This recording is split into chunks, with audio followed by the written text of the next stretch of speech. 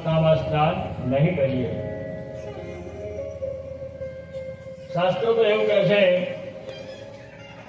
कि घरे पण एम कहे छे वस्त्रों धारण करीने स्नान करवुं जोईए। संपूर्ण नग्न अवस्था में स्नान करवाथी वरुणदेवनो दोष लागे छे। आ बधी सावधानीओ ज्यारे तीर्थमां स्नान करवा जईए त्यारे राखवानी। तीर्थमां घरेथी स्नान करीने जवानुं अने तीर्थमां स्नान करवानुं। वस्त्र सहित स्नान करवानुं। तीर्थमां मळमूत्रनो त्याग नहीं करवानो।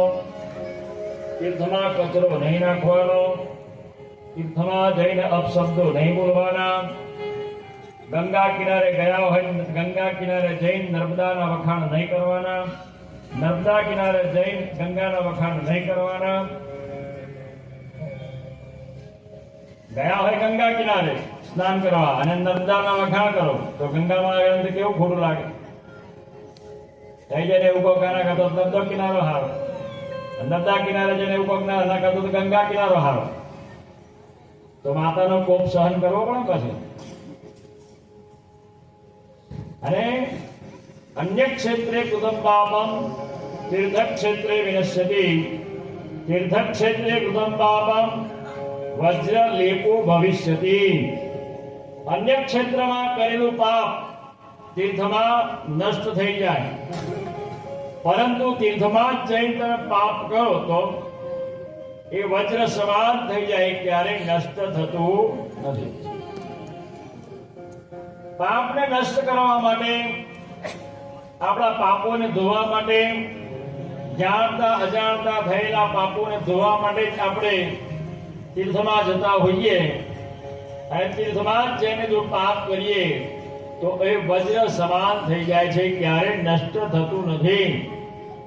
એટલે तीर्थमां तो बहु सावधानी राखवी पड़ीने रहेवुं पड़े। 4 दिवस हरिद्वार गया होय तो साक्षात मां गंगाना खोळामां આપણે જઈને રહીએ છીએ એવો ભાવ રાખી અને બહુ સંયમપૂર્વક 4 दिवस गंगा में पसार करवा पड़े। गंगा किनारे भूलथी पण भूल ना थवी जोईए। भूलथी पण भूल ना थवी जोईए। काम, क्रोध, मद, लोभ, मोह, छळ, कपट, ईर्षा, निंदा आ बधानुं कंट्रोल में राखीने गंगा किनारे जवाय। अठवाडियुं जवुं होय तो ए प्रमाणे तैयारी करीने ज जवानुं। અને ત્યાં જ જઈને જો પાપ કર્મ કોઈ પણ કરો, કોઈ પણ પ્રકારે મન કર્મ વચનથી, તો વજ્ર લેપો